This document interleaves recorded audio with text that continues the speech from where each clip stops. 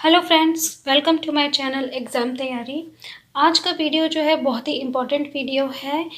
ये आपने अक्सर देखा होगा कि मैथमेटिक्स पेडागोजी जो है मैथ की, उसमें क्वेश्चन आते हैं कि गिनतारा क्या है, जियो बोर्ड क्या है या जियो बोर्ड का यूज़ यहाँ पे किया जाएगा, जियो बॉक्स हो गया, डॉट पेपर, ये सारे टर्म्स जो हैं आप सुनते हैं। ठीक है, तो आप लोग की डिमांड पे मैं ये टॉपिक लेकर आई हूँ और इसमें मैंने जितने भी वर्ड अब तक पूछे गए हैं, जिन चीज़ों पे क्वेश्चन पूछे गए हैं वो सारे मैंने इंक्लूड किए हैं। तो इस टॉपिक को प्लीज़ आप एंड तक देखिएगा और अच्छे से एक्सप्लेन किया है मैंने। सबसे पहले हम देखते हैं गिनतारा। गिनतारा इसे इंग्लिश में अबेकस कहते हैं और इस गिनतारा के साथ टेलर का नाम जुड़ा हुआ है, तो आप इस नाम को भी याद रखिएगा। अब गिनतारा क्या है, ठीक है, तो गिनतारा क्या है, ये जो है वो अंक गणितीय कौशल को सिखाने के लिए, अंक गणितीय यानी अंक गणित में क्या आता है, संख्या जोड़ना, घटाना, गुणा, ये सारी चीज़ें जो है इनको सिखाने के लिए छोटे बच्चों के प्राइमरी लेवल पे इसका यूज़ किया जाता है। तो ये एक टूल के जैसा है, समझ लीजिए। मैं आपको पिक्चर में दिखाऊंगी अभी। तो सीखने व सुधार करने के सर्वोत्तम तरीकों में से एक है। इससे ये गणित में छात्रों की रुचि और समझ को विकसित करने में मदद करता है, क्योंकि एक तो ये कि एक्टिविटी के थ्रू दिखा रहे हैं और आपके सामने, बच्चे के सामने एक ठोस चीज़ रख रहे हैं, यानी एक ठोस उदाहरण रखा है, कॉन्क्रीट आपने एग्जाम्पल रखा हुआ जो बच्चा देख पा रहा है, छू पा रहा है। तो इसलिए वो जो है इन सब चीज़ों को, जो गणितीय अवधारणा है, उनको बहुत आसानी से सीख लेता है।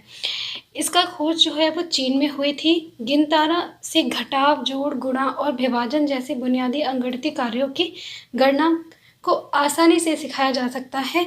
और ये बहुत इम्पोर्टेंट है कि अगर ये क्वेश्चन आता है कि नेत्रहीनों को हम इसमें से किस उपकरण की सहायता से गणित सिखा सकते हैं, गुणा भाग, तो वो जो है गिनतारा, अगर वहाँ पे ऑप्शन में, तो आप गिनतारा को लगाइएगा, क्योंकि गिनतारा क्या है, जो नेत्र, जिनके मतलब देख नहीं सकते, नेत्रहीन हैं, वो भी छूकर इससे जो है उपयोगी गणित जो है वो सीख सकते हैं।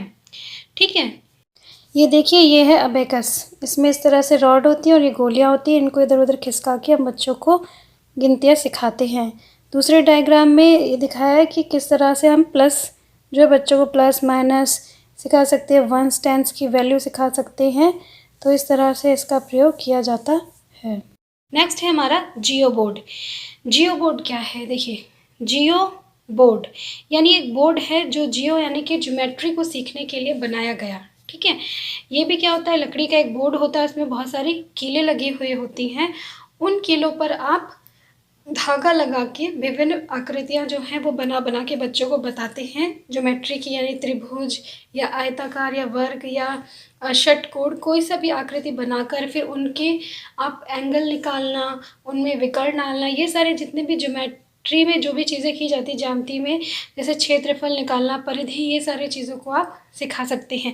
तो जियो बोर्ड एक गणितीय उपकरण है जिसका उपयोग ज्यामिति, अब यहाँ पे आपको क्या याद रखना है कि जियो बोर्ड का यूज़ किस लिए किया जाता है, ज्यामिति को सिखाने में। ज्यामिति डायरेक्ट नहीं लिख के आ सकता है, ये भी लिख कर आ सकता है, परिधि को सिखाने में, क्षेत्रफल को सिखाने में, त्रिकोण को सिखाने में, या अन्य बहुभुज यानी पॉलीग्राम्स जो होती हैं उनकी विशेषताओं में, बुनियादी अवधारणाओं को सिखाने में किया जाता है। बुनियादी, क्योंकि ये प्राइमरी लेवल पे इनका यूज़ किया जाता है। तो इसकी खोज जो है वो मिस्र में हुई थी, गणितज्ञ ने की थी, कालेब गट्टे गुणा। मैं यहाँ पे नाम लिख दिया है, ये ज़रूरी नहीं है ये आ जाएगा, बस ज़्यादा से ज़्यादा जगह भी आ जाए तो आप याद कर लीजिएगा एक बार। ठीक है, इसमें सिर्फ 2D आकृति बना सकते हैं, 3D। दूसरी बात, बहुत इंपॉर्टेंट बात है ये कि जियो बोर्ड जो होता है उसमें सिर्फ हम 2D आकृति बना सकते हैं, 3D आकृति नहीं बना सकते। 3D कैसे होती है, जिसमें ऊंचाई भी हो, तो उसमें ऊंचाई नहीं, क्योंकि कील है तो आप धागा ऐसे लपेट के बस आपने एक आकृति बना दी, लेकिन वो 3D आकृति हम इसमें नहीं बना सकते। तो ये इसका इम्पोर्टेंट पॉइंट है, मैं आपको चित्र के माध्यम से समझा देती हूँ, दिखा देती हूँ। देखिए, ये है जियो बोर्ड। इस तरह से एक बोर्ड है, उसमें कीलें लगी हैं, कितनी भी संख्या में लगी हो सकती हैं। अब इस पे इस तरह से हम धागों से डिफरेंट आकृति बताते हैं, फिर लंबाई और चौड़ाई, ये सब का ज्ञान जो है बच्चों को देते हैं। फिर नेक्स्ट आता है हमारा प्रतिचित्रण। प्रतिचित्रण, जिसको इंग्लिश में मैपिंग कहते हैं। तो क्वेश्चन में जो इंग्लिश मीडियम के बच्चे हैं उनके लिए क्वेश्चन में मैपिंग लिखकर आता है। इसके अलावा प्रतिचित्रण की जगह पे आपका मानचित्रण भी लिखकर आ सकता है, प्रतिरूप भी लिखकर आ सकता है। ठीक है, तो गणित में प्रतिचित्रण का क्या उपयोग होता है? गणित में प्रतिचित्रण शब्द का उपयोग किसी फंक्शन के लिए किया जाता है। फंक्शन यानी क्या होता है कि प्रतिचित्रण का प्रयोग जो है वो कोई दो चीज़ें हैं उनके बीच में संबंध को बताने के लिए, एक कि जैसे कि अभी आप हम उदाहरण बताऊंगी जैसे कि आप बच्चों को सिखाना चाह रहे हो कि 2D शेप्स जो होती है वो कितने टाइप की होती है। ठीक है, तो आप प्रतिचित्रण यानी चित्र बनाकर उनको पूरा एक ग्राफ बना के दिखा सकते हो, ऐसे 2D शेप के टाइप्स, जैसे स्क्वायर, रेक्टेंगल, ऐसे। तो फिर उनकी प्रॉपर्टीज़, क्या कनेक्शन है उनमें आपस में, वो सारी चीज़ें क्या हो गया, आप एक मानचित्र के द्वारा दिखा रहे हो, उन्हें एक मैप के थ्रू में समझा रहे हो। तो वो क्या होता है, उनके लिए ईजी हो जाता है समझना भी और उसको याद रख पाना भी। तो वो जो है उनके लिए काफ़ी हेल्पफुल रहता है। तो प्रतिचित्रण गणित के पाठ्यक्रम का एक हिस्सा है और ये स्थानिक सोच को मजबूत करता है और आनुपातिक तर्क को बढ़ावा देता है। ठीक है, तो वहाँ पे बच्चे आपसे सवाल जवाब भी कर सकते हैं।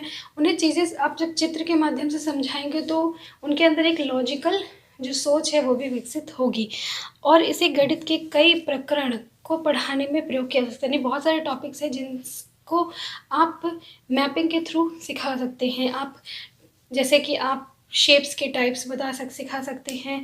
आपको अगर बीजगणित में कुछ कोई आपके पास इक्वेशन है उसको भी आप समझा सकते हैं। तो इसका यूज़ जो है गणित के बहुत सारे टॉपिक में किया जा सकता है। जैसे ये देखिए मैंने उदाहरण बनाया है इसका, प्रतिचित्रण द्वारा दो संकल्पनाओं के बीच में संबंध को समझाया जाता है। ठीक है, जैसे यहाँ पे 2D शेप के बनाने सिखाने के लिए आप ऐसे बना सकते हो।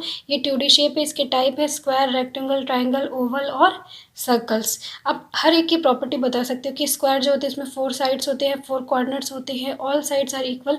आप यहाँ पे मैंने डायग्राम नहीं बनाया है, आप क्या कर सकते हो, बच्चे के सामने डायग्राम भी बना सकते हो। जैसे ये हो गया हमारा स्क्वायर हो गया, ये हमारा रेक्टेंगल हो गया, ये ट्राइंगल हो गया, ये ओवल हो गया और ये सर्कल हो गया। तो इस तरह से आप उनके आपने एक फ्लो चार्ट बना दिया है। इसी को हम मैपिंग या मानचित्रण कहते हैं। ठीक है, ये तो था आपने 2D शेप बता दिया। इसके अलावा क्या कर सकते हैं आप, जैसे पॉलीगोन जो है, जो बहुभुज होते हैं। ठीक है, बहुभुज क्या होता है, जिसमें 3 से अधिक भुजाएं होती हैं, बहुभुज, उनके प्रकारों को भी आप समझा सकते हैं। तो जो मैपिंग होती है उसमें क्या होता है उसमें हमारा एक इनपुट होता है और एक आउटपुट होता है। ठीक है, जैसे और वो दोनों इनपुट और आउटपुट के बीच में जो संबंध है वो कौन करता है, एफ, हमारा जो फंक्शन है वो करता है। जैसे यहाँ पे क्या हो गया, यहाँ पॉलीगॉन के नाम लिख दिए हमने, ये उसकी साइड्स लिख दी। जैसे ट्राइंगल में कितनी साइड्स होती है, 3, क्वाड्रेंगल में 4, सॉरी क्वाड्रिलेटरल में 4, पेंटागन में 5, हेक्सागन में 6।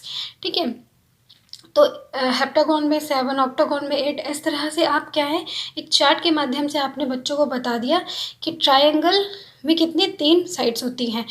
ये क्या हो गया, इससे बच्चों की जब भी देखिए, जब इसमें क्या बच्चों की ज़्यादा से ज़्यादा इंद्रियाँ काम कर रही है, दिख रहा है उनको, चीज़ें समझ में आ रही है। अगर उन्हें कोई चीज़ समझ में आई वो आपसे पूछ लेंगे। ठीक है, तो इससे क्या होता है, बच्चे बहुत आसानी से गणित की जो भी संकल्पनाएं उन्हें आसानी से सीख लेते हैं। एक बहुत अच्छा एग्जाम्पल मैं आपको बीजगणित का भी दूंगी। तो प्रतिचित्रण किसी संकल्पना को व्यवस्थित करने की रचनात्मक प्रक्रिया है। तो आप क्या, अगर सिंपल वे में कहा जाए तो क्या है, प्रतिचित्रण की जो भी मैथमेटिक या गणित का जो भी संकल्पना है, जो भी कॉन्सेप्ट आप सिखाना चाह रहे हो, उसको एक रचनात्मक प्रक्रिया के द्वारा समझाओ, एक क्रिएटिव वे में समझाओ, तो वो प्रतिचित्रण होता है। प्रतिचित्रण का प्रयोग किया जा सकता है क्या क्या करने में, जैसे पाठ्य योजना बनाने में भी आप कर सकते हो। अगर आपको कोई चीज़ टॉपिक समझाना तो उसको भी क्या है, आप प्रतिचित्रण के माध्यम से समझा सकते हो। जटिल अवधारणा को सिखाने में भी कर सकते हो, गणितीय सोच को बढ़ाने में भी कर सकते हो। ठीक है, ब्रेनस्टॉर्मिंग में भी हम इसका इस्तेमाल कर सकते हैं और गणितीय भाषा को समझाने में, गणित की भाषा जो है बच्चों को नहीं समझ में आती है उसको समझाने में भी इसका प्रयोग कर सकते हैं। जैसे हमने यहाँ पे जब सिखाएंगे बच्चों को कि ये त्रिकोण है, ठीक है, चतुर्भुज है ये, तो बच्चों को समझ में आएगा कि ये त्रिकोण क्यों है, क्योंकि इसमें 3 कोने हैं। ये चतुर्भुज क्यों, क्योंकि इसके 4 भुजाएं हैं। तो इस तरह से जो भाषा है वो भी उन्हें आसानी से समझ में आएगी, क्योंकि आप इसमें क्या चित्र भी बना के दिखाओगे तो आप बहुत अच्छे से समझ में आएगी उनको सारी प्रॉपर्टीज़। अब देखिए, जैसे कि बीजगणित की एक राशि है a प्लस बी का होल स्क्वायर बराबर a square plus B square plus 2ab। अब आपको ये समझाना है, ठीक है। तो प्रति चित्रण के माध्यम से कैसे बता सकते हो आप कि a प्लस बी का होल स्क्वायर हम कैसे निकालेंगे। तो हमें दिया गया है कि आप ये सिद्ध करना है, मान लिया। तो कैसे, a स्क्वायर, ये हमारी a है एक, ये और ये पूरा क्या हमारा a स्क्वायर है, ये हमारा हो गया बी स्क्वायर। अब यहाँ पे बात की गई कि A square plus B square plus 2a, A plus B का होल स्क्वायर हमें निकालना था, ठीक है। तो ए प्लस बी का ये हमारा ए है और ये बी, यानी इन दोनों को प्लस करना है। तो इन दोनों को प्लस करने के लिए हम क्या करेंगे, और वो भी हमें होल स्क्वायर निकालना है, तो हमें एक स्क्वायर बनाना पड़ेगा। तो जब हम इस लाइन को डॉट डॉट करके मिलाएंगे, ए को बी के साथ और यहाँ पे ए को बी के साथ, तो ये हमारा पूरा जो स्क्वायर है वो क्या बन गया, ए प्लस बी। क्योंकि ये क्या है, ये किसका हिस्सा है, ए का हिस्सा है, और ये क्या है, यानी ये जो लाइन है डॉट, ये क्या है, बी है, और ये मान है ए। यहाँ पे क्या है, ये मान है बी और ये मान है हमारा ए, ये ए लाइन है ना। तो ये ए प्लस बी है। अब ए प्लस बी आपको दिख रहा होगा कि ए प्लस बी का हमें स्क्वायर देखना था, ये पूरा एक स्क्वायर बन गया। तो ए प्लस बी का होल स्क्वायर किसके बराबर हो गया, ए का स्क्वायर प्लस बी का स्क्वायर प्लस 2 हमारे पास ए बी आ गए, 2ab। तो ये तो स्क्वायर है नहीं, ये आयतन है, ठीक है। तो इसको हमने क्या करा, एक प्रति चित्रण के माध्यम से अच्छे से बच्चों को समझा दिया, ठीक है। नेक्स्ट है 10 ग्राम। 10 ग्राम क्या होता है, अब देखिए 10 ग्राम क्या है, ये एक बोर्ड होता है। तो अब इसे 10 ग्राम का क्यों नाम दिया गया, क्योंकि इसमें क्या होता है, बोर्ड होता है, इसमें 7 ब्लॉक्स होते हैं, ठीक है। डिफरेंट शेप के 7 ब्लॉक्स होते हैं। मैं आपको एक चित्र से भी दिखा दूंगी। तो उसमें क्या होता है कि 10 ग्राम एक बोर्ड होता है जिसमें 7 फ्लैट शेप्स होते हैं जिन्हें टेंस कहते हैं। अब ये जो 7 फ्लैट शेप्स होते हैं उन्हें टेंस कहते हैं। अलग अलग शेप होते हैं, जैसे ट्राइंगल होता है, small triangle, big triangle, square होता है, रेक्टेंगल होता है। तो इस तरह से अलग अलग शेप होते हैं और इन्हें आकृतियाँ बनाने के लिए एक साथ रखा जाता है। इनको क्या किया जाता है, ये जो 10 ग्राम है इसमें डिफरेंट जो 7 फ्लैट शेप्स है इनको यूज़ करके डिफरेंट आकृतियाँ बनाई जाती हैं। यानी डिफरेंट हम जैसे 1 2 3 बनाना सिखा सकते हैं बच्चों को, या फिर हम स्क्वायर बनाना सिखा सकते हैं। मैं आपको फ़ोटो से दिखाऊंगी डिफरेंट आकृतियाँ कैसे बनाते हैं। तब इसका जो विकास है वो खेल के लिए किया गया था, एक मतलब गेम की तरह, लेकिन बाद में इसका इस्तेमाल जो है मैथमेटिक्स में भी किया जाने लगा। इसका उद्देश्य सभी 7 आकृतियों का प्रयोग करके एक निश्चित आकार बनाना है जो ओवरलैप नहीं कर सके। अब यहाँ पे रूल क्या होता है कि आपको ये जो 7 आकृति शेप है इसके अंदर जो, उनका यूज़ इस तरह से करना कि आप एक सिंगल आकृति बनाए, लेकिन कहीं पे भी इनमें से एक भी शेप जो ओवरलैप नहीं होना चाहिए, एक दूसरे के ऊपर चढ़ना नहीं चाहिए। इस तरह से आप इसका इस्तेमाल करें। तो इसका यूज़ भी आप किसी भी तरह से कर सकते हैं। बच्चों को कोई भी आकृति से सिखाने में कर सकते हैं, 1 2 3 सिखाने में कर सकते हैं, या फिर किसी भी तरह से इसका प्रयोग जो है वो हम कर सकते हैं। तो मेनली आकृति को सिखाने में ही इसका प्रयोग जो है वो किया जाता है। तो देखिए ये है 10 ग्राम और इसमें आप देख रहे होंगे कि 7 शेप्स डिफरेंट तरह के ब्लॉक्स हैं और ये इन ब्लॉक्स के थ्रू जो है वो यहाँ पे आकृति बनाई, जैसे 1 2 3 बनाना सिखाएंगे, ABCD डिफरेंट हम डिज़ाइंस बनाना सिखा सकते बच्चों को।